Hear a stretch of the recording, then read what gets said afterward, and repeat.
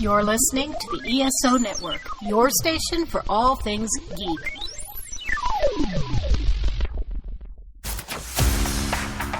Exploring the multiverse of pop culture. This is Podcasserole. An Adam and JP show.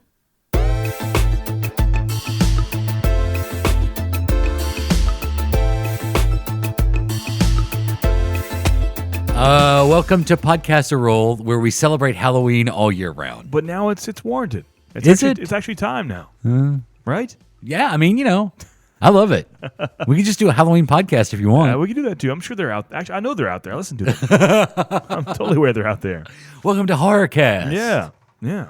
I'm Jay Patrick. That's Adam. You ever listen to Hotcast at all? Mm-mm. It's like it's weird. It's been around for 10 plus years as a podcast, but about 3 or 4 years ago, I don't know if he was making money at first, but for a while, remember back in the day, it was kind of acceptable to pay for podcasts. And then once everything became free, people stopped paying for that and stopped subscribing to the ones you had to pay for.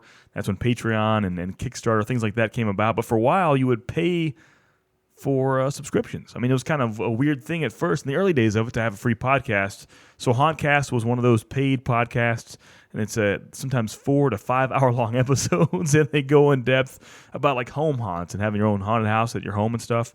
But now I think the guy doesn't get paid. He has a Patreon maybe and does an episode like once every 6 months. But it's kind of fun. I mean, it gets you in the Halloween spirit. So check out Hauntcast. It's a lot of different stuff mixed into one as far as Halloween goes. Does he do seasons? I don't know. Now it's so random. It's like really once every 3 months he'll put a new one out. Wow. Maybe. But it's like 6 hours long. Yeah, the most recent one came out was I think a little over 4 hours long. Wow. For one episode. Like, why not just, Have you gone to any haunted houses No, not this year. this year? No. No zombie paintballs No. Just back in, what was it, April? when we did the zombie May. apocalypse? It was May because my wife was pregnant. We didn't know it. Yeah. That was a good idea. Yeah, pretty much. Yeah, it's fun. Let's go to a horrifying simulation of a zombie apocalypse. Yeah. And you're going to shoot a gun. It's not a real gun. Yeah. Good and heavy, though. It was heavy. Yeah. I enjoyed that. Except if my magazine didn't keep falling out of that gun. Right. Oh, yeah. We should have used that audio. I think I've formatted that card by now. But No, really? We had you mic'd up. You remember that? I know. I was mic'd up. Yeah. Like we thought we'd get some good stuff. It wasn't in detail, but just a bunch of... Yeah. That was about it. Well, It was fun, though. Adam, a couple of weeks ago, my wife and I did 9 haunted houses Right. in one night. It's crazy. 9 as part of the Universal Halloween Horror Nights. Yeah. And I will go back to that. You will? It was that good. It had to be well done. Like almost like So well done. Hollywood-style effects, right? Everything was so well done. And now I will say the houses, with maybe the exception of The Shining and American Horror Story, the houses were shorter to walk through. Explain the Shining haunted house to me. It's just Are they totally... it was the hotel.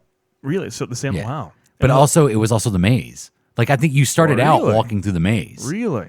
Yeah. And the, It's just totally themed like The Shining. and it was cold in there. Wow. And, they had the it's so well done.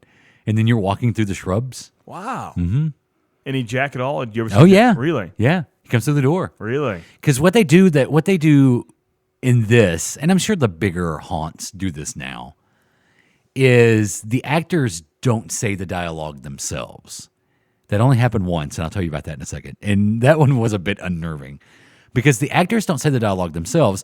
They're pantomiming to audio coming through a speaker above them. Wow, that's timed out well. Yeah, and it was timed out perfect every time. But the waiter in The Shining, his cue kept it would be like he would say his line and he would step back, and then maybe 2 seconds later, he would say the line again and then come back. So it's got to be actors. It can't be the same actor doing that all night. It can't be. They've got to rotate him around. That'd drive you nuts. It would drive you nuts because he was just pantomiming the same line over. Like you would go crazy if you did that for how long is it? It's open at 6, and they were going till 2 a.m. that night. It's 8 hours, yeah. Yeah, you can't do that for 8 hours Wow. straight. But the girls were in there, the twins. Oh, really? Like you round a corner and there's the twins down the Wow, hall. that's cool. The tricycle goes by. You walk by a door that's got red rum written on it. Wow. And then Jack comes through one of the doors. Really? With the Here's Johnny, and it's the Here's Johnny from the film. Wow. So even though it's an actor, Does he just open the door or does he bust through it? he busts through it. How do they do that many times over and over again? Well, I mean, you're Like hearing the like effects. a Shockmaster kind of door? No, or no, what? you're hearing the effects and the sound Yeah. from the movie, Yeah. and then the light comes on, and you see the axe come through the door. Oh, so it's already through there. Yeah. I thought you saw him break through the door. Okay. But in your head, when the light comes on, and you hear it, Yeah.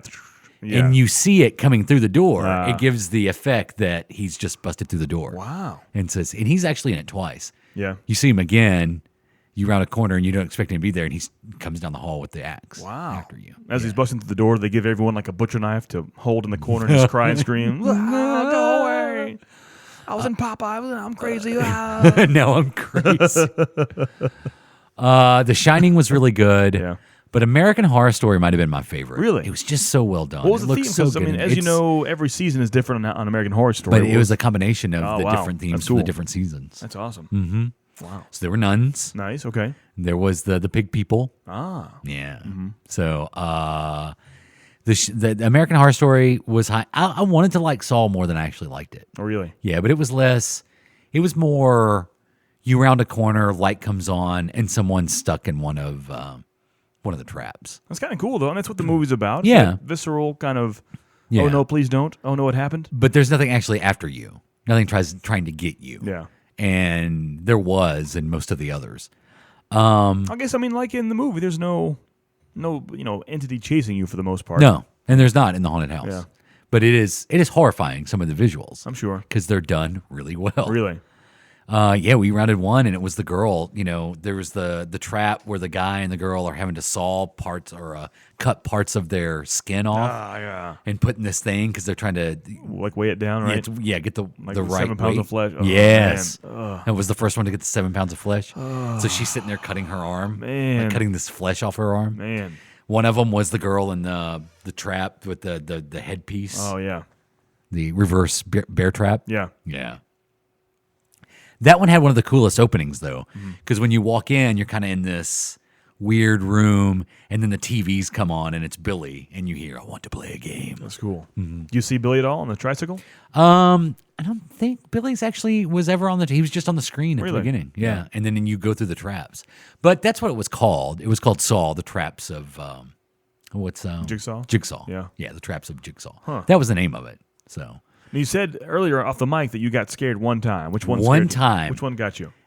it was the Scarecrow, the Reaping haunted house, and one of the actors had no clue. Like I could kind of guess most of the time where the actors were going to come from as far as to try to scare you. Yeah. But I wasn't paying attention, and I had no idea that he was going to come from like below my vision, like right below my right side, and kind of come up at me. Yeah.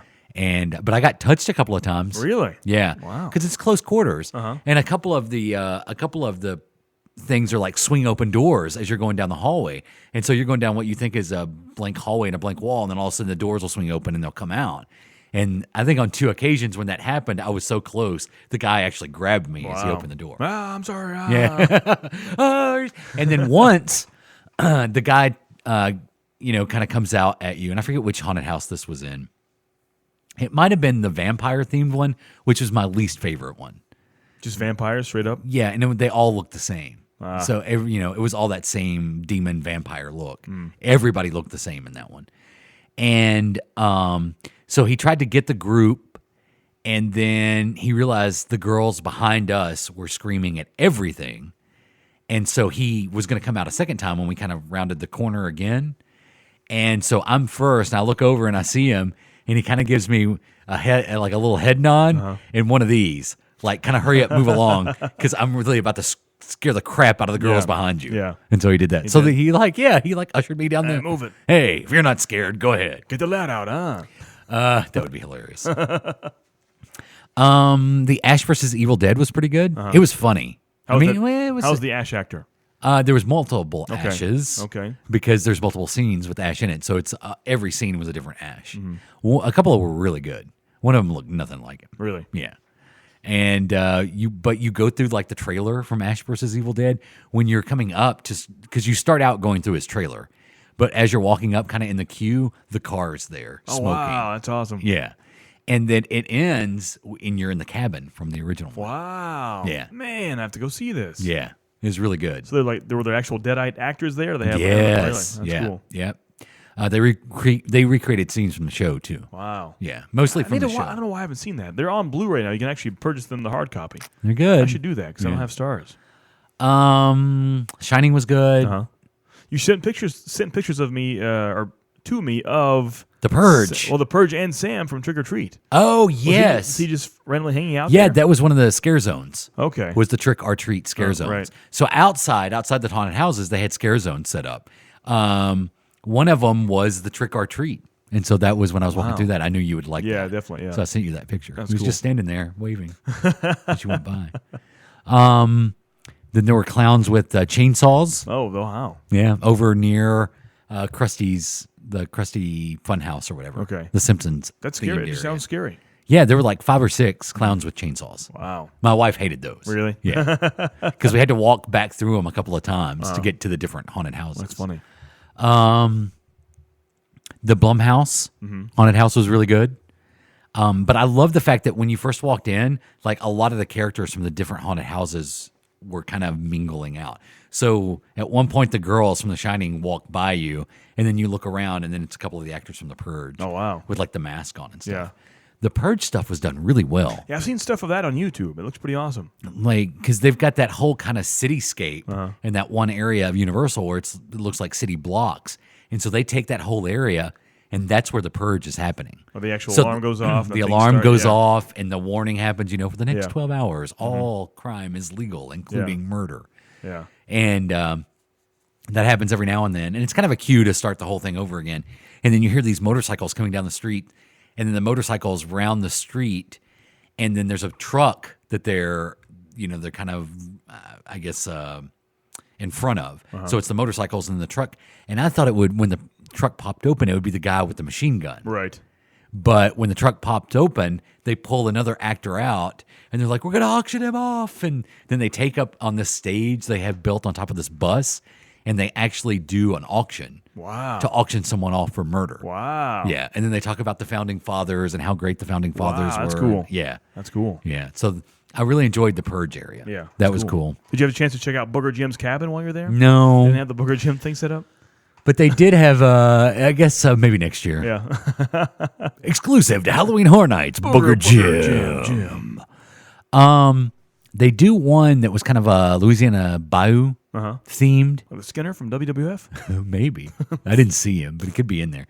That one was cool because that was the only haunted house where the floor was built differently, so you actually had to walk kind of sideways in some of the areas. Okay. In that haunted house, which I enjoyed because I enjoy that kind of weird voodoo type thing. Yeah. That kind of New Orleans stuff. And that's what the theme of this one was. And so we're walking through, and, through most of these, the actors are pantomiming. Right. This actor gets in front, like it's my wife. She goes first, and then this actress steps in front of me, and she's kind of this kind of voodoo witch actress. And she looks me in the eyes, and this is what she says. And she points at me, and she goes, "The devil's got his eyes on you." Wow. And then just stood back, and I kept walking. She knew. And I'm like, that really was kind of freaky. I bet the devil does have his eyes on me. One of my favorites was probably Scarecrow the Reaping, though. Really? That's so strange. It's not really a thing. No, it wasn't a thing, but Just cornfields? there was a corn maze inside this building, basically. And so you go through the corn maze, and then you go through a barn, and it was the only haunted house where you walk through part of it in complete darkness. Really? Mm-hmm. That's be fun to work those, to work in those haunts. I don't know. Now, it being Universal, there were, security employees at every corner, it Yeah. seemed like. Yeah. Like you would see the actor like, blah, and then you would look and there's just somebody standing there. Touch Just- him, I dare you. Just to make sure nothing's. And I noticed one of those guys had earplugs. Really? Because it's loud. Yeah. That's the thing, too. Every one of them, it's super loud in all of them. Well, thousands of people screaming, I guess. Yeah. Well, there's that, and then just everything's loud inside of it. The music, the sound effects. Yeah. I'm trying to think what else, like another highlight from the haunted houses. Like I said, the Reaping was good. You said the vampires were your least favorite? The Vampires was my least favorite. On average, how long does it take to walk through one of those? That's what I was gonna say. That it's shorter than a traditional haunted house. Okay. So you go through it. It takes I say 15 minutes tops. But still 9 of those. That's a lot of time. Yeah. And it was funny because my wife told me, she said by the time we went through about the 5th or 6th one, she goes, I think I'm becoming desensitized to it. Oh, wow. And I was like, yeah, it kind of happens. Yeah. Because it is, even though it looks different, it's all the same thing. Somebody's going to jump out and try to scare you. Yeah. And make a lot of noise. See that. And you're going to hear demons and the sounds of hell. Or what I imagine the sounds of hell would sound like. Yeah. And then on the then we went to Disney World and we participated in Mickey's Not So Scary Halloween Okay, yeah. later that week, where we actually got to trick or treat through Disney World, That's awesome. which was fantastic. It was amazing. So they have zero actual scary stuff at Disney World. So not so scary stuff. I would say mild stuff. But it's all done tongue in cheek. But some of it is super cool. Like we went through the Haunted Mansion during that, and they actually had actors out in front of the Haunted Mansion. Yeah, I heard they change it up a lot during Halloween season. Yeah, and they had an actor that was playing like the butler, and he really? was great.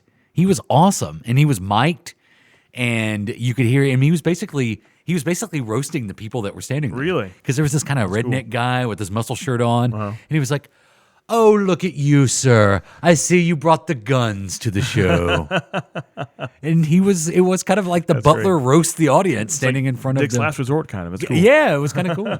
The trick or treating through Disney World was probably the highlight of Mickey's Not So Scary Halloween. Yeah. Yeah. Who gave out the candy? Employees. That's cool. Yeah. But you walk through the ride. So like a lot of the rides are shut down. So to do the one, say, in the Jungle Cruise, you would walk down to where you would board the Jungle Cruise, and that's where you go to get the candy. Ah, okay. And they have stops all the way through the park. I got you. That's awesome. Yeah. I need to go during Halloween. It's the best time to go. That's what I hear. Best time to go. That's what I hear. And then the scariest thing happened on the way home. What's that? I got pulled over Oh, really? for going 93 miles an hour in a 75 zone Ooh. by the Georgia State PD. Cobb County? Yeah. Ray Trailer, no. Big Boss Man? Was it Cobb County? Oh, no. We weren't anywhere close to Cobb I've County. always wanted a ticket from Cobb County. If I have to have a ticket, I want it from the Big Boss. It was in Tifton, Georgia. Okay. And I got pulled over by a state trooper. Yeah. And he pulls me over and he walks up and he's like, you know why I pulled you over? And I was like, yeah, I was speeding. We're on the way home from vacation. This is a rental car. And he's like, I understand. And he got my license and he goes back. And my wife says, he didn't ask for the insurance. That's a good sign. I was like, yeah. She goes, maybe you'll just get a warning. It's like, And he comes back and he goes, in the state of Georgia, we have these things called super speeders. Ooh. I was really, what does that mean? You could go to jail. Really? Yeah. He goes, but I'm not doing that today, obviously. I'm going to help you out as much as I can. I'm going to try to help you guys because I believe what you told me about the car and trying to get home from vacation. So I'm only going to give you a written warning. And at that point, I'm like, oh, I'm off scot-free.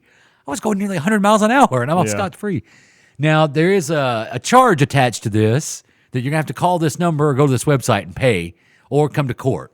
This is like nothing but trouble. I know. It was in Tifton, Georgia. Uh-huh. And I haven't looked it up yet to see how much it is. Oh, really? But it is a fee?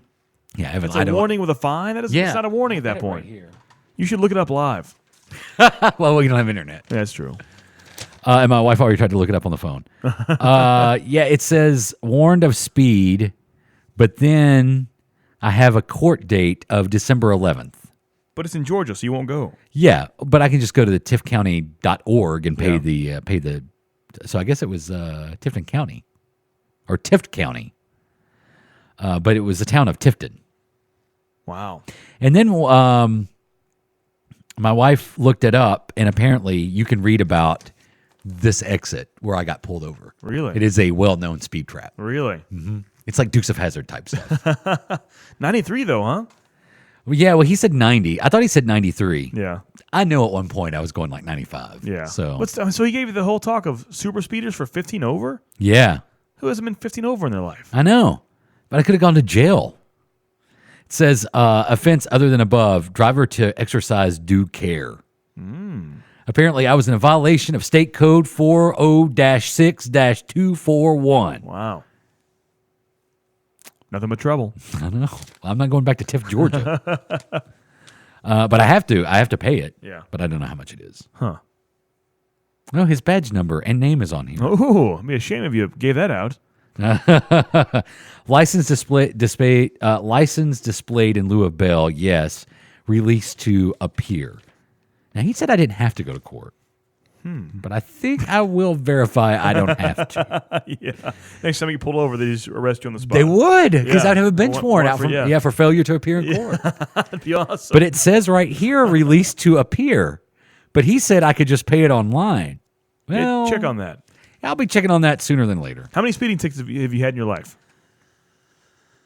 When I was younger, Uh-huh. I hit a good period of time there that I had a few. Really? Yeah, back to back. Back to backs. In my life, probably 10-ish. Wow. Yeah. But that's my entire life. That's good. That's from like beginning to drive in the early 90s Yeah. until now. Yeah. How many have you had? 0. No. Promise you. Are you serious? I'm knock on wood, whatever we got here. Yeah, but 0. I've only been I've only had the whole ticket thing once, and that was for $5 or $10 in 04. I didn't wear my seatbelt. They had a thing set up, and I was dumb. And to me, in 04, it wasn't. Yeah. I mean, we can admit, at least for me, whenever I was younger, I didn't wear a seatbelt at all. Click it or ticket. It wasn't. That's when it started. But Yeah. the seatbelt wasn't. I know it sounds terrible, but back then, seatbelts weren't that important. They really weren't until like 03, 04ish around these parts here, you know. Yeah. But then they pulled over. It was a Well, there was a time you didn't have to have insurance. all right, yeah, I remember when compensatory insurance started. yeah. I had to go in front of a judge and plead guilty for $10 for a seatbelt. Yeah. Yeah, that's the only traffic thing I've ever had. Well, the worst that ever happened to me was when I was moving from one town to another for a job. And I was actually in the process of moving. I got pulled over by a state trooper for speeding in one county. And honestly forgot. Like, I took the ticket, put it in my glove box. I was moving, started a new job, yada, yada, yada. I totally forgot I got pulled over and had a speeding ticket. That's my fault. That's on me. So I didn't pay the ticket, and I didn't go to court. And I received a letter in the mail that my license had been suspended. Wow. What year was this? This was probably around 02. Luckily, my dad worked for the state at the time. Fix that for you. So I was like, do you know anybody that can help me? And he's like, I think so. And it's the only time in my life this has ever happened. It just went away. Wow, that's cool. Like, it just went away. Doesn't appear like there's no record of that. My license was reinstated with no. Probably shouldn't be saying this. But It's been 15 years. Yeah. You say 15 years ago. my license was reinstated with no like fees or anything. It just magically was reinstated. Wow, We were all good. I just got a call from my dad like the next day. You're good. that's awesome. What does that mean? You're good. Everything's okay. But do I have to go to court? Nope. Wow, You're good. And I was. crazy. And then the year after that, I got pulled over with expired tags, no proof of insurance, and an expired driver's Wow. license, and speeding. Wow. That was a hefty. Jeez. That was a hefty ticket. But I'm much better now. Yeah. Just 93 to 70. Yeah. 70. It was a rental car. My wife had warned me.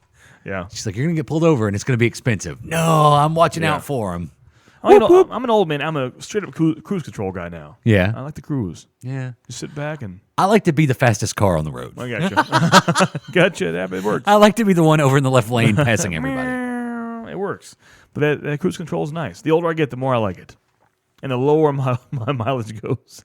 77, 76, 75. As I go up in age years, my cruise control number goes down. That's good. That's good. Yeah. I would never have been going that fast in my own car. Right, yeah. Because I just kind of know, like I'm like that. When if I'm on the interstate going to work, I'm probably not going above 70 miles an hour Right, at any yeah. given point. Yeah. But for some reason, I was in And there. I mean, you could blow an engine. I mean, if it's a rental car, even like the lease cars I use, Yeah. blow it out. Eh. Yeah, and we paid the insurance. Yeah. Like I do that now. Right. Since that whole debacle happened on the way to Dragon Yeah. Con. Yeah. So, yeah, I mean, I was going those speeds on the way to Dragon Con this year Oh, really? because it wasn't the same car. It was the same model. It was a Chevy Malibu. Yeah. those things go fast. Right, yeah. Easy. Yeah, those are some cop cars in some counties. I know. Yeah. Yep. Wow. Yep. Maybe yep. So we're going to do Adam's Ghost coming up. We are. A lot of good stuff. First, we want to talk about one of our favorite filmmakers of all time. Right. A man by the name of Alfred Hitchcock. Alfred Hitchcock. So this isn't the complete works of Alfred Hitchcock. No, it's a quick summary of our favorites. Our favorite Alfred Hitchcocks. And I think I'm just going to go ahead and say what my favorite Alfred Hitchcock movie is. I'm pretty sure it's yours. Yeah. That is the 1960s classic Psycho. Right. That's everyone knows that by now, right? The classic Anthony Perkins, Janet Leigh movie. If you don't know, haven't seen that by now, please do yourself a favor and do that.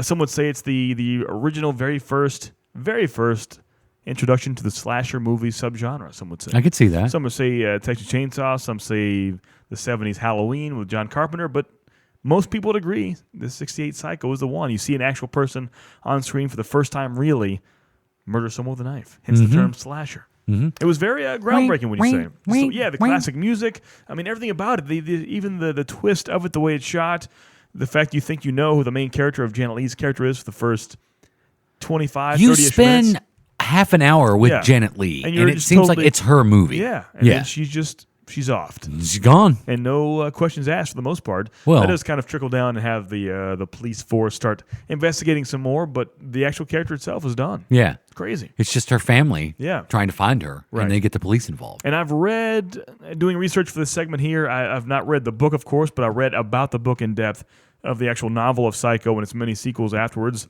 It seems much more intense than the movie itself. The novel? Yeah, the novel Psycho, yeah. I bet it is. It's much more, it's a lot more sexual, let's put it like that. Supposedly the remake in the 90s Right. Was supposed to, who directed that? That was, I think, Gus Van Sant. Gus Van Sant, yes. His was supposed to be a shot-for-shot remake. Right. But it wasn't. A little more, and there was some stuff added that kind of gave it a little more of that tone than the original Psycho had. Yeah. In the original novel, Norman Bates loved his mother so much, she went on and had a new beau in her life, a new boyfriend. He was jealous of their love, and so he killed them both and made it look like a suicide. And he kept his mother's decomposing body in a basement and would use that for what you can imagine what he wanted to use it with whenever he wanted to. In the novel. In the novel, yes. And so that's, I mean, of course, a 1968 film, that would never happen. But just reading that, I'm like, oh, damn. Like, for even in the 60s in a book, that's pretty intense. It really is. But this is one of those movies, it's a horror movie, but at the same time, it's shown like on a Halloween party. It was shown to me, honestly, my senior year in high school for English class. I'm not sure why it was shown, but it's the first time I ever saw it. It's shown, like I said, in film school. It can be shown for multiple reasons. The craftsmanship, the story itself, the acting, the cinematography. And that's kind of what Alfred Hitchcock encompasses with all of his projects like that. And it's a perfect, just a milestone film for his career. Wink. Soundtrack even. Now, what do you think about the sequels?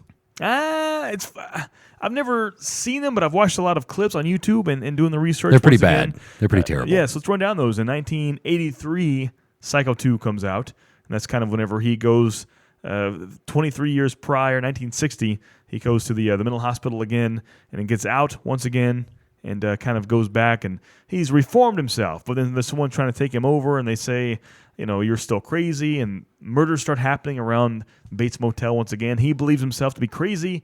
Comes to find out it was someone trying to blackmail him for the most part. And he gets so mad about that, he does take over the mantle of Norma Bates once again and kills them and goes back to his old ways. And that's when we go into Psycho 3 in 1986, shortly after. I think you had some memories of Psycho 3, right? Of how I remember the beginning of Psycho 3 ties to the second one because they're pulling the victim's car out of the lake in front of the Bates Motel, near the Bates Motel. Right. And I just remember, like, Psycho 2 is okay. Psycho 3 is not. Right. And I've never seen Psycho 4. Yeah, Psycho 4, the beginning, happens in 1990. And kind of the same Is deal. Lori Petty the killer in that one? I don't think so. Don't forget, we spoke of it a few weeks ago from 1987, Bates Motel, the made-for-TV miniseries movie. Yeah. Where Norman Bates dies in the mental hospital and then gives it the reins of the Bates Motel and the ownership over to his best friend. And the best friend finally comes out of the mental hospital, takes over Bates Motel, and the place is cursed. And takes him over. Now, did you watch any of the A&E series, the Bates Motel? I watched the first few episodes on Netflix. And it was good. I should stick with that. Yeah. It was good for the I like the kid that plays Norman Bates. Yeah, he's good. I like him in his new show, too. Here's a new one? Or he plays an autistic surgeon. Oh, really? Yeah, which sounds Oh, yeah.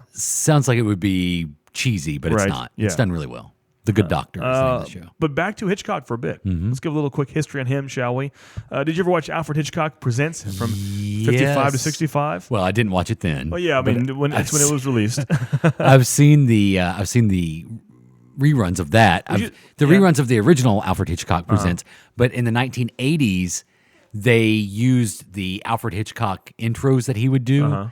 And then they brought back Alfred Hitchcock Presents and then refilmed and updated the stories. Really? I don't think I knew that. Yes. But that classic of his animated silhouette and he walks into it, it's a classic And the scene. music. Yeah. Oh, yeah. Yeah. So good. I would play it, but we have no internet. Yeah, it's all good. So he's so fantastic in his ways and his storytelling methods. Now his name is an adjective. It's synonymous with the Hitchcockian style. And people to this day in film schools and in film methods and movies that come out, you can hear the term Hitchcockian, and there are very few actual names and surnames you can use as a descriptive term, but his is one. Oddly enough, his movie Blackmail in 1929 was the first ever British film with sound. He had the first talkie in Britain. Do you know that? I didn't know that. Yeah, 1929 called Blackmail. Let's talk about, we're hopping around a lot, I know. But 1963, we're talking about Hitchcock. Of course, you speak of Psycho, but his follow-up in 1963 was called The Birds. And have you seen this before? You're aware. Yeah. I love that movie. What is it about it? It shouldn't be scary and creepy, but it surely is. Yeah, it's the Hitchcockian style. Yeah. It's the way he shoots things Right. and the way he uses. With Hitchcock, it's not necessarily the act that happens. It's the build up to the act that happens. Right, yeah. And there's a lot of that in The Birds. There's a lot of the suspense of what's happening out, especially when they're indoors and the birds just Right. keep hitting the side of the house. Yeah. And keep hitting the windows. Yeah. And it just builds up that suspense because eventually someone is going to go out into Exactly, that. yeah. And it's the suspense, the suspense and the build up to it. It was Yeah. the same thing with Psycho. Right, yeah. It's in Psycho, that shower scene. It's not necessarily the knife coming down and the Janet Leigh screams. The build-up, the silhouette of the woman Yes. and the mom and the gown and the hair. Yeah. Yeah. And leading up to that, and him just that whole 15 minutes where he's just watching her, Yeah. and something bad is going to happen. Let's go back to Psycho for a bit. I wonder if, now you and I, of course, both weren't alive back then, but looking at that with fresh eyes, I wonder if people fell for it when they first saw Psycho for the first time, if you believe that was Norman's mother. Or from the very get-go, because this wasn't a time when we had plot twists. This wasn't when we had those creepy stories. Now it's almost it's very cliche to have that. You would know without a doubt. We don't see her face. We see a silhouette. Norman's not there. Of course, it's Norman Bates. But I wonder in 1960 if people had any clue, or they were actually shocked at the end when they found out it was Norman acting as Mama Bates. Oh, I'm sure. I think people thought that was I'm actually trying to her. think back to the first time I saw it. Yeah. I mean, I knew going in, like, it's him. I knew it, just the way it worked. I can't remember the first time I saw it, but I'm sure that audiences then Yeah. probably believed it was his mom. Right. Somehow, they probably thought the story was how there's some sort of supernatural spirit where his mom is actually doing all this, but Yeah. no one else knows it except Norman Bates. Right. Nope. It's Nope. just, but it does kind of, I mean, even at the end of Psycho, you still get a sense that there could be something going on. Right. And they kind of add on to that for the sequels later on. Yeah, when he's just sitting there in the jail cell and you just hear his mother's voice. Yeah. So, I don't know. So it's pretty deep Yeah. stuff. Like I said, we're playing horror hopscotch here, so let's go back to The Birds a little bit if we can. But I like the correlation here. And I know he has a lot of fans. He has maybe even more haters. But Eli Roth is, some would say, the modern guy of horror. Some people don't like him, of course. But he kind of takes and he writes and directs stories that either he's heard about or articles that have happened in the real world or happened to him personally, and makes horrifying stories out of those. That's kind of what happened with The Birds from 1963. There's an actual story in 1961. A small town in California actually did have a massive amount of birds crash into people's homes and die, and the odd cause of that being shellfish poisoning. So all these birds actually went down to the sea and got these shellfish poisoning and became crazy and maniacal and crashed into people's houses, homes, vehicles, and even actual people. So he saw this story, someone wrote that, and it was directed based on a true story, The Birds was, which makes it even kind of scarier. Yeah. And we've been teasing this the Hitchcock story and Hitchcock complete works of here in this segment for a long time. So it's funny because I've had this segment written down for a while, the research. But listen to this story and see how modern it actually is. Now, Tippi Hedren is the main actress from The Birds, the classic female we all know from the movie. Alfred Hitchcock ruined her career after she declined his sexual advances. Did you know this was an actual thing? Oh, yeah. Many actresses later on, years later, confirmed having similar stories of Tippi Hedren's to Alfred Hitchcock, saying he would sexually advance them and they would deny it, and if so, he would spread negative terms to their names across Hollywood. Mm-hmm. It's kind of a current topic with the Weinstein thing right now. Yeah. Didn't mean to bring his name down a notch, but it happened. I've heard that, and I know that when they did the Hitchcock the biographical film, autobiographical film, but when they did the biopic with was it Anthony Hopkins? I think so. I never was saw Alfred it. Hitchcock? I think so. Was that mentioned in there? I think there was allusions. Really? I haven't seen it, but I believe in reading about it. There's a lot of that alluded to in that movie. Yeah. Because I've heard that about Alfred Hitchcock. Yeah. That he wasn't the. Why is it always the most odd looking ones?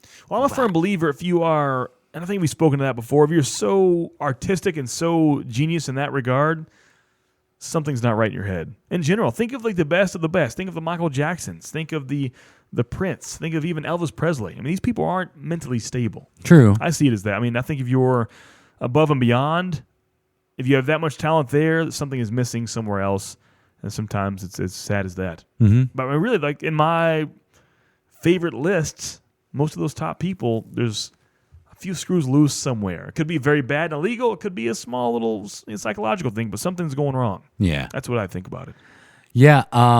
Doesn't make it right. It's the way it is. No, it doesn't make it right. Yeah. But and then at that time, there's no way anybody was ever going to say anything about it. Yeah. Nobody was ever going to bring Alfred Hitchcock down. Yeah. It would all get swept under the rug. Yeah. Because he was Alfred Hitchcock. Right. To speak on his abilities as a filmmaker, one of the reasons why I appreciate Alfred Hitchcock so much is what he was able to do with Jimmy Stewart every time he worked with Jimmy Stewart. It was a totally different Jimmy Stewart than you would expect to see in any of his other films. Like It's a Wonderful Life or Mr. Smith Goes to Washington or Harvey. He just was able to pull something different out of Jimmy Stewart in Rear Window and Vertigo and was it Dial M for Murder? I think so, yeah. Yeah. Why haven't they remade Harvey yet? That's a good question. I don't know. Well, it's time for that, right? Yeah. Give me some, I don't know, some Melissa McCarthy. Sorry. That's a terrible idea. Don't actually do that. I don't think Jimmy Stewart was in Adele. I think it was The Man Who Knew Too Much. Okay. Yeah. But anytime that Hitchcock would work with Jimmy Stewart, he was just able to get something out of Jimmy Stewart that the other directors weren't able to. Yeah. Agreed. No Melissa McCarthy. No Melissa McCarthy, Harvey? No. How much would you think, just quick stats here, how much do you think the cost of production of The Birds was in 1963? Oh, I don't know. It was $3.3 million it cost to make it, and a box office of $11.4. So for the time, and then early 60s, it drew in $11 million. That's a lot of money. Pretty good money for 63. Yeah. That was the kind of a blockbuster hit for him. That's really good money. Yeah, I think that kind of came off of the popularity of Psycho, but I sadly think it was kind of a dip after The Birds for him. Oh, I don't think so. You don't think so? Like as far as money in theaters after the 60s? Well, now that I think about it, most of my favorite ones were before Psycho. Right, yeah. Like I love North by Northwest, Vertigo. I mean, after 63, you're thinking of like Color Days. I can't think of any good Hitchcock color movies. You're right. Yeah. Yeah, he may have peaked with Psycho. Yeah. Have you ever seen North by Northwest?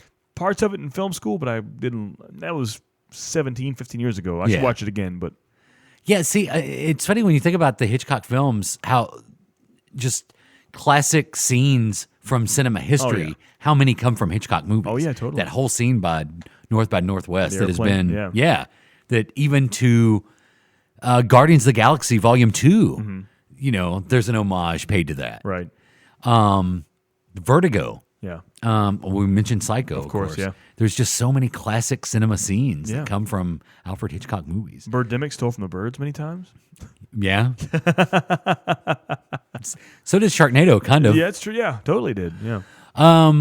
So Psycho being your favorite, what are your other favorite Hitchcock movies? Birds, of course. Rope was good. I'm a Rope fan, actually. Yeah. Rear Window is good. Like I said, we had to watch those in film school, and I was drawn to that. Those are my tops, really. Those are. Yeah. Rope, Rear Window, Psycho, and The Birds. Mm-hmm. I could go Psycho, Rear Window, Vertigo, North by Northwest. Yeah. Rope was done in the way, I mean, I could be wrong on the numbers, but it was made to look like one continuous shot, and I believe the technology at the time, actual film reels, couldn't do it that long. So I believe he had 3 or 4 30-ish minute shots. So the whole movie were just like 4 takes. Wow. That's still insane. It was made to look like one continuous shot, but it was 3 to 4 actual takes. He yelled cut 3 or 4 times, movie's done. Wow. Yeah, so it's almost like a play in a way. Yeah, it really is. Yeah. That's pretty cool. He was a genius. Yeah. And I don't think we would have the depth of horror Right. today that we would certainly have horror, but I Yeah. think Hitchcock brought something different. It was smart. That's what he brought to it. Yeah. It was smart horror. Hi, this is Siri. I would never ever listen to the Earth Station 1 podcast. Who the heck says howdy anyway? Why don't you listen to Chris Hardwick instead? I can get you his information. The Nerdist is everywhere anyway, haha. That was a joke. The Earth Station 1 podcast. It's time to let your inner geek out to play. You can find them at www.earthstation1.com or up on iTunes, Stitcher Radio, or wherever fine podcasts are found. Peace, and we're done.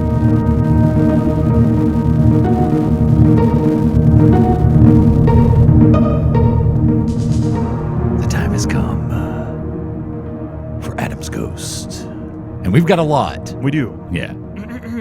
So no messing around. No dilly-dallying. No funny quips, no stories, All right. except ghost stories. If you listened last week, you remember that our friend Mike Gordon of the Earth Station 1 network, we are proudly a part of, gave the request to give us some New England-style Adam's Ghost stories. He's from the great state of Massachusetts. I have to make sure I always say chew instead of two.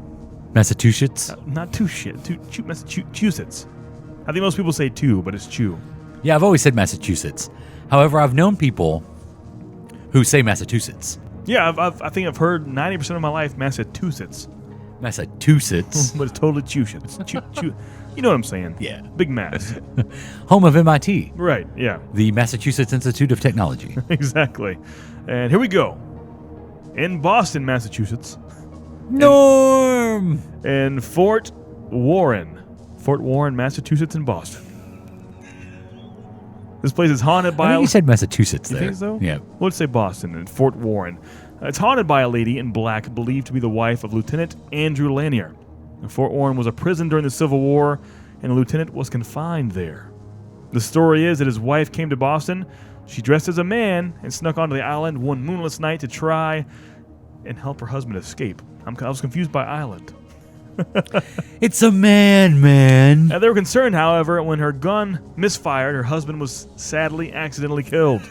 Wait a second. Hey, All right, finish the story, and then I'll unpack it. she was sentenced to be hanged, and her only request was that she'd be allowed to be dressed as a woman while she died. Would they do it that night? This continues.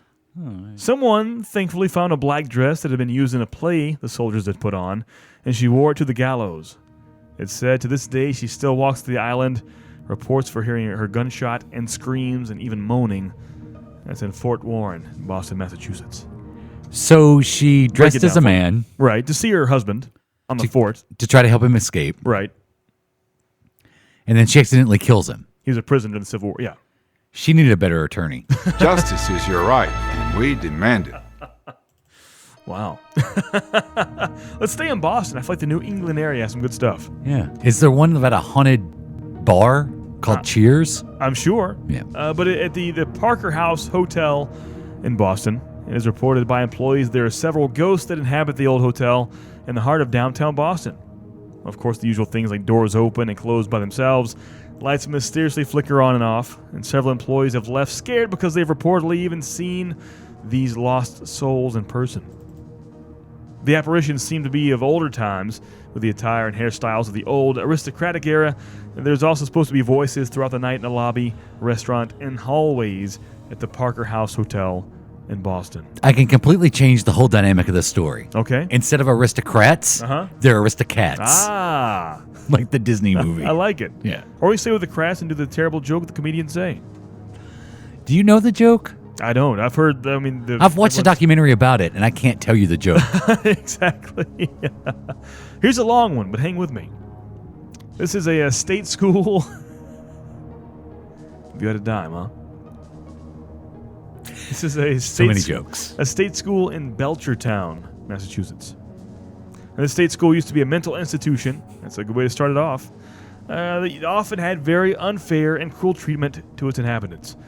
There's an old story of how two people, who were not mentally retarded but only had low intelligence, fell very deeply in love, but were kept away from each other because back then it was considered to be wrong for people with mental disorders to marry or date or even have children. They would sneak to each other in the night and leave love notes and whisper to each other through windows. It's said that, I love you. It's said that during the night, it's like Benny and June. It's cute.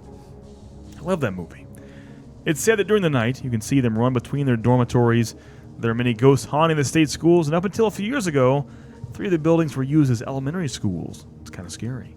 But now, only one remains open, and another building has been converted into a teen center with a skate park outside at night. If you sneak into the skate park, this is all one sentence, by the way, you can see the ghosts out roaming between the buildings. It's still going. Even walking through that place in the daylight is enough to give you the shivers. Windows will break. Doors slam open and shut. You can hear screaming and crying and moaning near the men's sleeping quarters. And the tunnel system that runs below the state school often has lights flickering on and off. Although power to the buildings was cut off years ago, still the sentence here. The swings in the playground will swing when no one's in them, and just walking near the place gives you a very sick feeling. And that long, long ghost story about crazy love in the state school in Belchertown. Quiet now in Belchertown. You ready for this one? No. Everyone knows music. Everyone knows college. And you probably know the Berklee College of Music in Boston, Massachusetts. Uh-huh. And the Massachusetts Avenue dorms of this classic music college in Berkeley. There was once a hotel where there was a fire at this location. And people have seen apparitions in hallways, and students have had victims of the fire living in their rooms even. You know the most famous graduates of the Berklee College of Music? Who's that? It's a cool place, and they say it gets colder. You're bundled up now, wait till you get older. But the media men beg to differ, judging by the hole in the satellite picture. Imagine a horrible fire raging. This is the last song you hear. My world's on fire, how about yours? That's the way I like it, and I'll never get bored. Yeah. Hey now, you're an all-star. Get your game on, go play. Hey now. I honestly don't know where they went to college. Let's say that. How about? Yes. Still Massachusetts. At the Bridgewater State College in Bridgewater, Massachusetts. That was almost McConaughey. Say Lincoln. Lincoln. One of the bathrooms on the second floor is haunted, you know. A girl I didn't know that. A girl hung herself there. Now, if someone is in the bathroom alone, they hear a noise of a girl choking. Also, the noise of a shower when the shower isn't even on. Another thing that happens sometimes, if you take a shower in there and you're alone in the bathroom, all the showers turn on by themselves. Another place that is haunted is the stairway. Sometimes people see black objects moving. There aren't even shadows from other things now because you see it when it's darker as well. What? You can't have shadows in the dark. I don't know what you're saying. The Bridgewater State College in Massachusetts. The New England style is kind of fun. They're like your all-American ghosts. Yeah, that's true. You're all-American. This year is All-American Ghost. How about in Danvers, Massachusetts? We'll do final 2 here. This is in Danvers, Mass, called the Peabody Institute Library. Ghost of an old man sits on the 3rd floor research area. Has been known to shush loud people in the area. Imagine that. It's kind of scary. Shh. Now, is it a shush? This is a shh. Or is it a shush? Do you say shush? I don't know. Because if you're shhing people, you give them a shh. I'm sorry, what? But if you're to shush someone, you're verbing them. Shh. He shushed me. Did you see that? He shushed me. This Some things on the ship direct water bullets. Sean Connery. in Ducks Welcome to the Rock. in Duxbury. That sounds like it's in England, doesn't it? In Duxbury, Massachusetts, at the Sun Tavern. Yes. This place is haunted by a specter named Lysander, which is a great Midsummer Night's Dream character of William Shakespeare's works. Cold spots are felt, and tables have been known to tip over by themselves. Whoops-a-daisy. Waiters even give you the story of the ghosts on placemats if you ask for them. In Duxbury, Massachusetts. In the year 2000. I'm going to give you a long one here. You ready? You ready for it? Hold on a second. That's the final long one. Bitch and complain. Sometimes I do something with my shirt off. It's because I'm real and I don't care. And I'm too lazy to go out there and put a shirt on before I put my jogging outfit on and go for a run. All right, now I'm ready.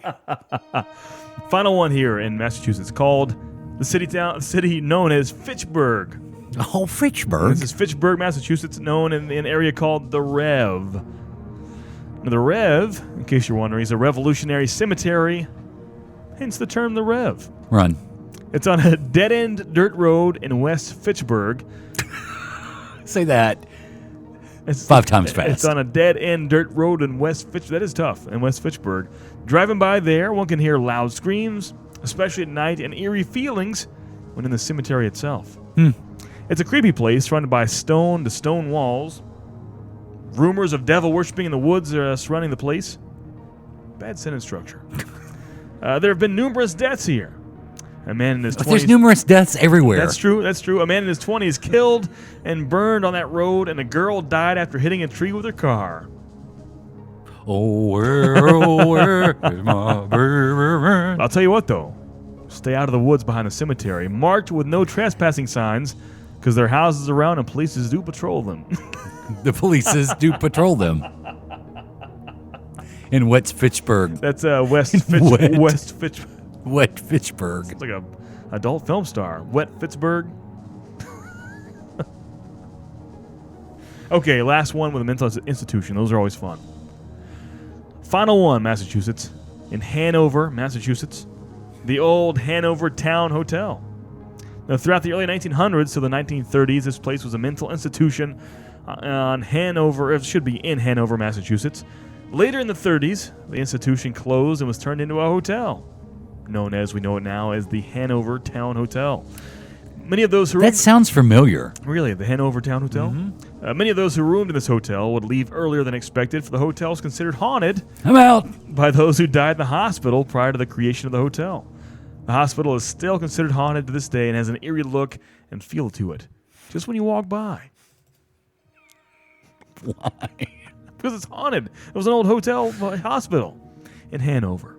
And that's what we have, your all-American ghosts in Boston, in Massachusetts area, New England. Okay. You're not no winners there for you? No? I'm saying it's the all-American ghosts. They're just like good old American ghosts. Just some cornbread. I sweet do buttermilk. like the one who dressed up like a man. Yeah. To save her husband. That was your favorite one? Then she got shot and she begs and pleads to be dressed like a woman while she's hanged? Did that happen that night? Yeah. You know what happened back then? Like, hey, you did it wrong. Let's kill you now. That's how it works. Justice is swift in the 1800s. I have an idea where we should go next, though. Where should we go? You know, our friend Sherry asked us to go to Montreal and Canada. Oh, you've been looking forward to this one for a This one scared me long time. It scared me for a little bit, though. She asked us to specifically go to Canada and even Montreal, even more specifically. Do you want to hear something really scary? Yeah. You ready for it? Mm-hmm. Do you have one? No. Not from Canada. So this place was known as the Concordia University. She asked me to look up the Grey Nuns. It's actually like a residential building in the Concordia University itself. The story goes as this. Now, these stories here, very, very deep. I've read a lot of information and research the past day or two on this. I think it's time to, you should do your own and grow from this. But I'll give you the foundation. Is this the Cliff Notes? Kind of, pretty much, yeah, because it would take a long time to give the full story, but here are the creepies to you. Okay. For you. A Concordia University student reported that she was unable to sleep at the residence that is the former mother house of the Grey Nuns. She had nightmares of burnt, disfigured children. She tried everything from chamomile tea to sleeping pills, but nothing worked until she moved out, and then all of a sudden the nightmares stopped. Now, the student was unusually receptive to the past. Why would she have nightmares of children instead of the hundreds of skeletal nuns who were buried in the building's crypt, which we'll talk about in a bit? You see, because on the night of Valentine's Day 1918, a true story, you can look it up, at least 53 children died there in a terrible fire. On the top floor of the West Wing was being used as an orphanage. So this place catches on fire, kills 53 children on the top floor.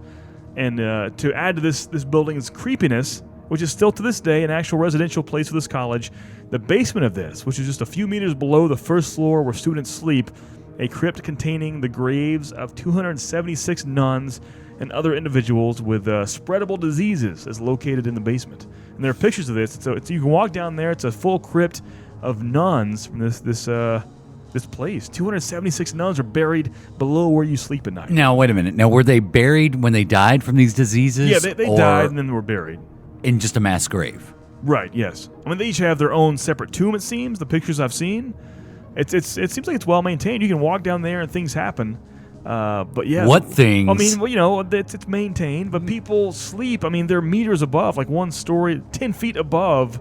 The first floor is 10 feet above this basement where 276 nuns' remains are. Can you imagine sleeping there every night? No. Knowing 10 feet below you are almost 300 nun bodies. No. That's terrifying, right? To Yes. me, it's scary. It's actually scary.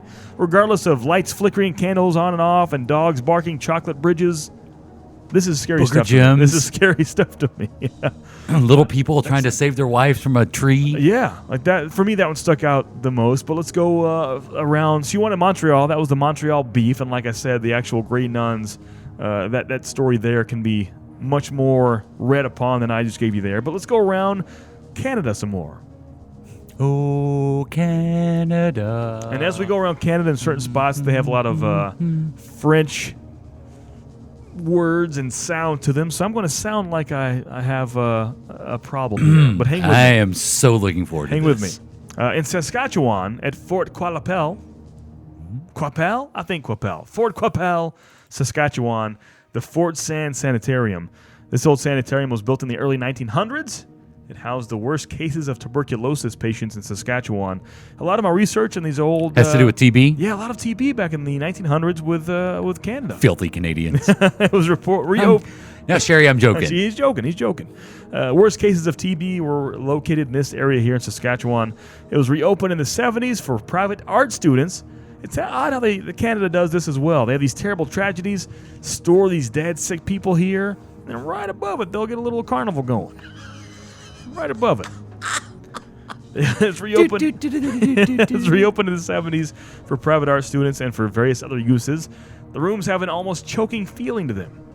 One such ghost is that of a nurse, and she still makes her rounds unaware that Fort Sand has long since become a decrepit old place. Reports of hearing restless steps and what sounds like a wheelchair scraping its way along chest-like tiles. The morgue sits in the exact same building where campers sleep. And this particular building has a certain unhealthy, happy vibe to it.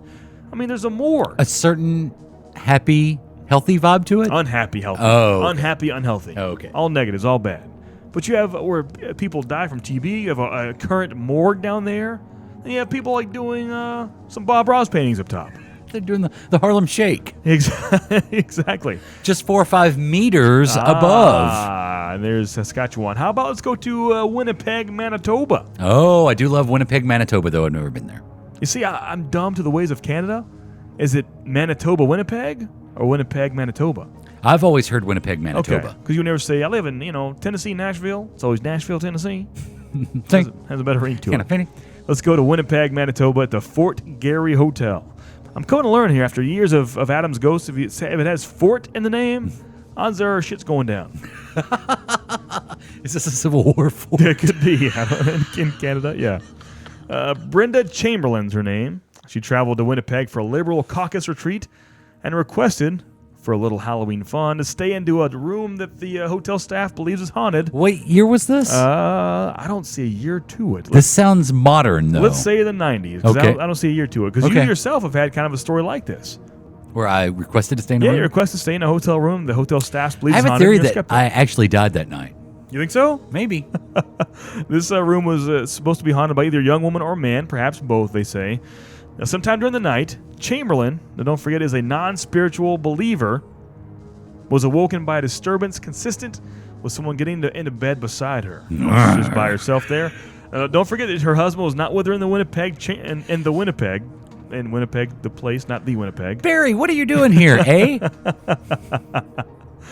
Chamberlain just ignored the action, thinking that she was half asleep and dreaming when this disturbance occurred, and she went back to sleep promptly. About half an hour later, she felt her invisible bedmate next to her start to move around again, as if trying to get more comfortable in the bed. Fire bed. Also, maids have reported seeing blood trickle down the walls of room 202, where a woman hung herself in the closet after learning her husband just died in a car accident.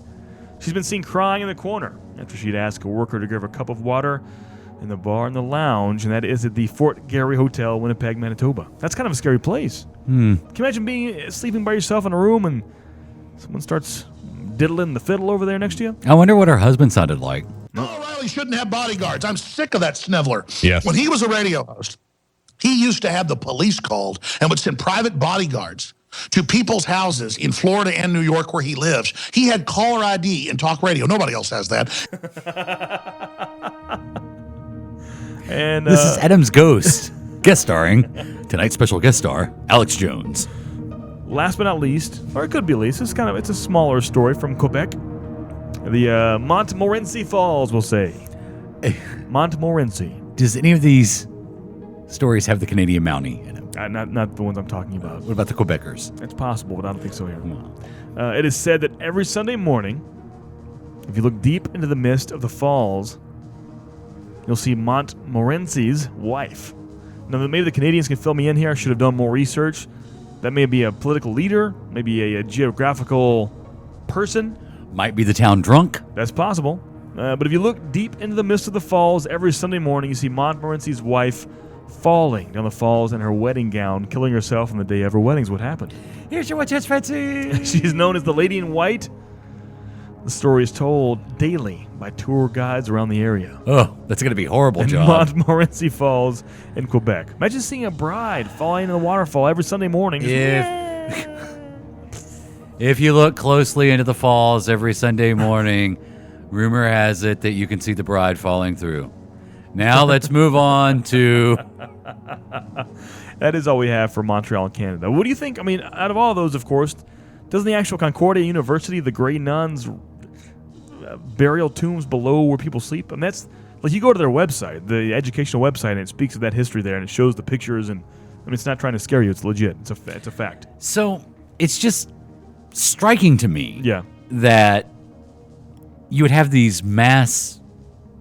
I mean, why under the building? I think it's a historical thing. But why did that? I'm having a hard time wrapping my head around the fact that you have the nuns. Right. They die of TB. Right. Because they're filthy Canadians. Yeah. Again, I'm kidding. Yeah. And then they just bury them in these tombs under the building. Right. I would imagine that's bad enough. That may be some kind of religious rite thing. I'm not sure about that. But on top of that, you then have all the horrible stuff that happened that factors into the legend. Right. With the kids and the smash mouth. Yeah, Valentine's Day 1918, 53 children died in the terrible fire, first floor. Yeah. Or top floor of the West Wing, sorry. Being used as an orphanage. Not just kids, but orphans. And these are like it's are actual... a hard knock life for us. These are actual stories. These aren't like, the stuff my investors, my people write into. So do you think when it was an orphanage, do you think the kids would like sneak down and like lock each other in the haunted haunted nun cave? Yeah. I wonder when the cutoff was, because I mean, as of right now, I think that's the top number, 276 nuns. Mm-hmm. I mean, for all they're 10, 15, 240 is getting kind of full. We can squeeze a few more in, and then 276, like, okay, call it. All right, that's it. 276, maximum occupancy. We just built another building. We'll build them. We'll bury them underneath that building. Yeah, but look that up if you can. Please do that. The Concordia University Grey Nuns. Just look that up, that building. Well, I enjoyed the Montreal stuff. Yeah, it's Thank fun, you, man. Sherry, for suggesting that. Thank you, Sherry. And thank you, Mike, for suggesting Massachusetts. Yeah, Massachusetts. Massachusetts. I enjoyed the Boston stuff. It was very like a good, American horror story. No pun intended. Well, we only have 1 week left. We do, and kind of give a teaser of what you have next to you. We almost did this week, but don't do it. Don't do it. Save it for Halloween. People should hear this Halloween day. I'll just turn it on. No. I'll just turn it on. No! You'll ruin it.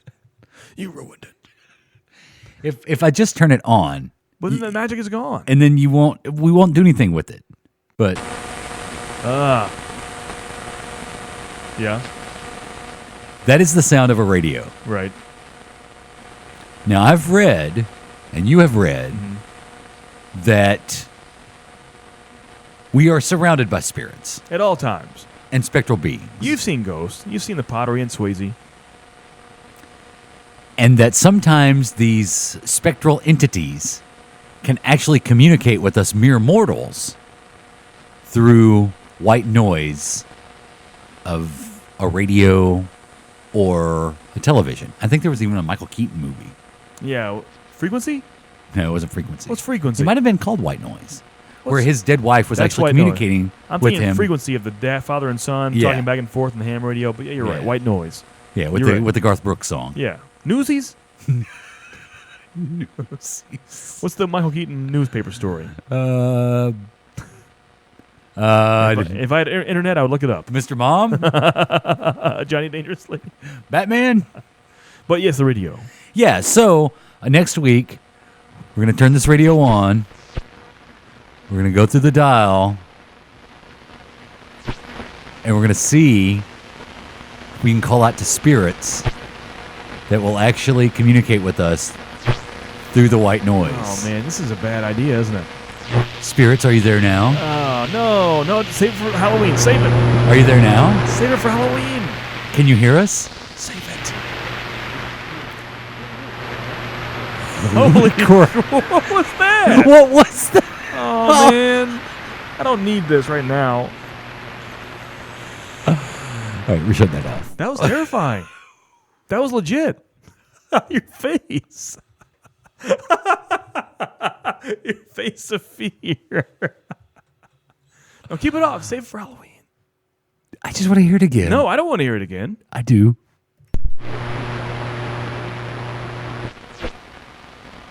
Spirits, are you there? Are you trying to talk to us? Okay, they're gone. That's good. Can you hear us?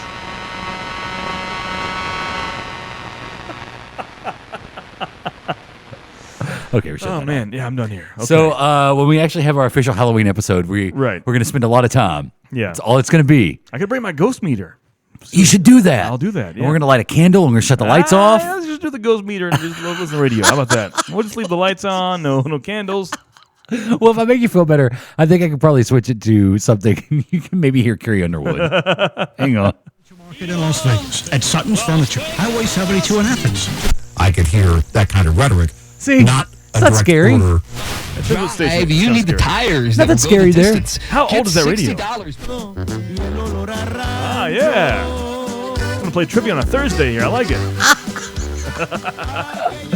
This radio, and I picked this radio specifically because it is old. I mean, Right, it's yeah.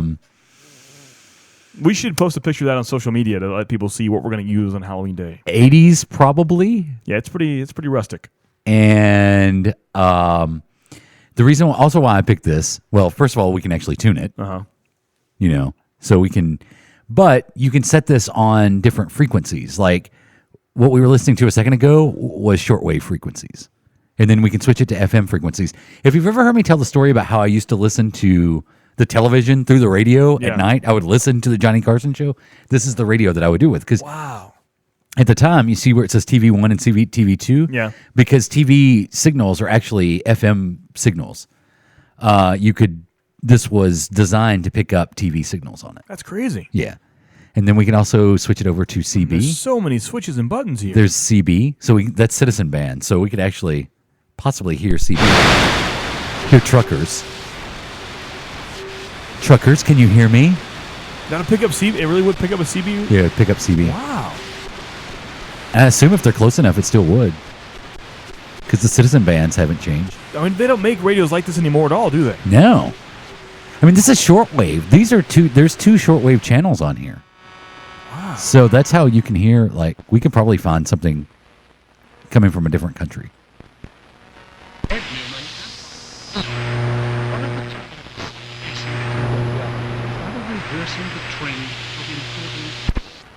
That is crazy. Yeah. It's creepy in general. Or we might even be able to pick up a number station. Oh, yeah. Let's not do that. Wow, So I'm next excited. week, Halloween day. we're shutting off the lights. Nah, let's keep the lights on. We're lighting the candle. How about a tiki torch? No, tiki torches are bad now. No, Yeah. no tikis. Yeah. Thanks, white supremacists, for ruining tiki torches for the rest of us. Right. And khakis. Yeah. What's up with that? And polo shirts. Yeah. And your pleated khakis. So I'm really looking forward to this because I think this will creep you out. I know. I'm already creeped out. We're shutting the lights off. I kind of want to drive home with my dome lights on in my car. And we're going to. I mean, that was weird, wasn't was it? pretty weird. I can't wait to go back and hear that and see what we actually heard. Yeah. Most likely we were just hearing a station of some sort Yeah. You think so? from beyond the grave. Yeah. I'm excited about it. I just hope we make it to it. Halloween is good. Halloween is upon us. What did I just inadvertently unleash? Hey, you were touching it and you wanted to do it. So pretty much I'm innocent here. But I've got a candle ready. Yeah. We got a candle that we're going to put at the center of the table. Let's say I'm a virgin, so I totally survive. We're going to shut the lights off. And we're going to see what spirits. We're gonna actually try to talk to spirits and see if they can communicate with us through the white noise of this radio. You love this idea. I do. In a movie, it would be awesome. This is a fantastic idea. Me inside of that movie? For our Halloween episode. Yeah. This is going to be great. I have an idea. We'll turn the lights off. We're going to record during the day. We can't. We have to do it at night. The lights are still off at that point. the rules still apply. And the windows are blacked out, so you never know. It's true. Yeah, It'll you're right. seem dark in here. Yeah, you're right. I'm so excited to do this. That's good. I may bring my Gauss meter. And just see what happens. Adam, what if we hear something? Well, it'll be recorded at least. That's true. But what if we accidentally pull something from the other side? Man. In my house. Man. Just let me meet my daughter first. Can we do that? Afterwards, it's fair game. Okay. No, we're doing it next week. Oh, it'll be fun. Yeah, that's what they always say. Don't be such a last girl. So yeah, someone has to be. Got to outlive this. I'm tempted to turn it on one more time before we go. No. One more time before we go. How about One more time. How about some CB action?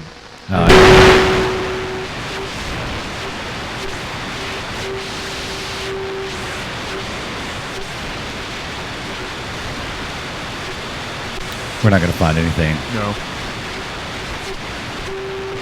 Art? Oh. Is that you, Art?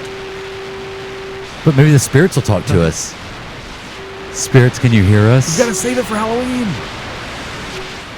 Spirits, are you trying to talk to us? No, it's not close enough to Halloween yet. Can you identify yourself, They spirits? can't cross the other side yet. It's not time. It's like a bus. You can't board early. Can you tell us who you are?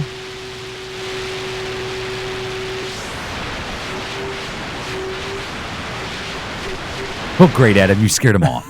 Yeah, I scared them off. That's good. Man, radio waves are just kind of creepy in general, aren't they? Yeah. Why is that? I don't know. That's, I guess, why I chose to make my living manipulating them. Right, yeah. Well, that was fun. Well, there we go. You can check us out online at adamandjp.com. Facebook.com/AdamandJP. On Twitter at AdamandJP, of course, and Patreon.com/podcastroll. Find us on iTunes. Yes. Leave us a 5-star review. Right. And we'll read it on the show. Yeah. Or you can email us, ajp@adamandjp. Of course, all those ways we talked about. You know, we have one more Adam's Ghost of the Year on the actual Halloween episode. Let me know which place you want to hear some ghost stories from. That's true. We got time. They'll be good, yeah. Let me know location. I don't want Halloween to end. It happens. I know. Just kind of snuck away from you, didn't it? Then it'll be Thanksgiving. Yeah. And then Christmas. And all of that food. The New Year's. And Valentine's again. Then here comes St. Patrick's Day. Here comes the paddy wagon. If you're doing Lyft, St. Patrick's Day is going to be huge for you. That will be huge, yeah. Yeah. It'll be very big. Mm-hmm. New Year's Eve? Oh, yeah. Yeah. Yeah. Yeah, I won't be doing that then. Probably not. No. And then we'll get to summer. Yeah. Then it's summer movies. Yep. Then it's Dragon Con. Then it's Halloween again. That's our life. Pretty much. This is what we've become. Yeah. I'm Jay Patrick. That's Adam. Eat your podcast roll.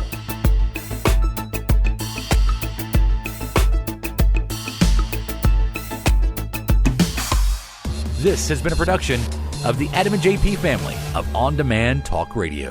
AdamandJP.com. Right now. This has been a broadcast of the ESO Network, your station for all things geek, classic, current, and beyond. Be part of the crew at ESONetwork.com.